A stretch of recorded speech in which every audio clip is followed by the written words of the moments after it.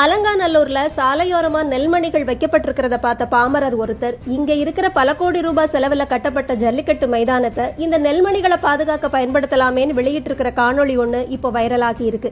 கிடைச்ச இடத்துல எல்லாம் கருணாநிதி அவர்கள் பேரை பச்சை குத்தி வைக்கிற திமுக பல கோடி ரூபாய் செலவுல அலங்காநல்லூர்ல ஜல்லிக்கட்டு மைதானத்தை திறந்துச்சு.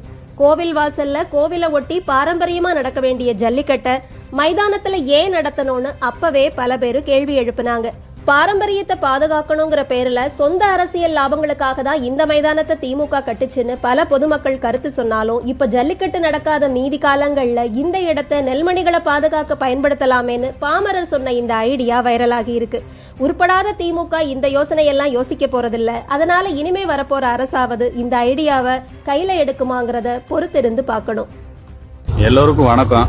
இப்ப நான் காட்டுற காணொளி என்ன அப்படின்னு பாத்தீங்கன்னா, அலங்காநல்லூர் பகுதியில கீழக்கரை அப்படின்ற ஒரு பகுதியில இப்ப நம்ம அந்த ஸ்டேடியம், அது ஜல்லிக்கட்டு மைதானம் கட்டிருக்காங்க பாத்தீங்களா. கிட்டத்தட்ட 145 கோடி ரூபாய்க்கு வந்து ஜல்லிக்கட்டு மைதானம் கட்டின அந்த வழி பாதை, அந்த வழி பாதையில போகும்போது பாத்தீங்கன்னா நெல்மணிகள் ரோட்ல கிடக்கு.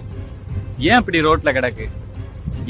சுதந்திரம் வாங்கி கிட்டத்தட்ட 70-75 வருடங்களுக்கு மேல ஆகியும் ஒரு நெல்லுக்கு ஒரு குடோன் அமைக்க முடியல. ஆனா ஜல்லிக்கட்டு அதாவது பாரம்பரியத்தை வந்து அழிஞ்சு போயிடக்கூடாதுன்னு சொல்லி ஒரு ஜல்லிக்கட்டு மைதானம் திறக்கிறாங்க. அது சந்தோஷம், வரவேற்கத்தக்கது. அது வருடத்துல குறிப்பிட்ட நாட்கள், அதாவது ஒரு 30 நாட்கள் கூட ஜல்லிக்கட்டை நடத்திட்டு மீத நாட்கள் இந்த ஜல்லிக்கட்டு மைதானத்தை வந்து இந்த நெல்மணிகளை பாதுகாக்கும் அறையா ஒரு குடோனா பயன்படுத்தினா இன்னும் கொஞ்சம் நல்லா இருக்கும் அப்படின்றது எங்களோட எண்ணமா இருக்கு. இதுக்கு அதாவது 66 கோடி ரூபாய் கட்டி சும்மா தானே இருக்கு. சும்மா இருக்க காலகட்டத்துல நம்ம இந்த மாதிரி நெல்மணிகளை போட்டு அங்க வந்து நம்ம பாதுகாத்தோம் அப்படின்னா விவசாயிகளுக்கு பாதிப்புகளை வந்து நம்ம குறைக்கலாம். நிறைய, அதாவது அத்தியாவசிய தேவைகள் என்னவோ அதற்கு நம்ம செலவு பண்ணா நல்லா இருக்கும். அதை விட்டுட்டு சும்மா, அதாவது நம்ம பாரம்பரியத்தை வந்து உருவாக்கணும் செய்யணும் அப்படின்றதுக்காக நம்ம ஜல்லிக்கட்டு மைதானம் கட்டணும். ஆனா அது ஒரு நம்ம தை மாச காலத்துல மட்டும்தான் அந்த மாதிரி ஜல்லிக்கட்டு நடக்குது. மற்ற காலங்கள்ல எல்லாம் வந்து பாத்தீங்கன்னா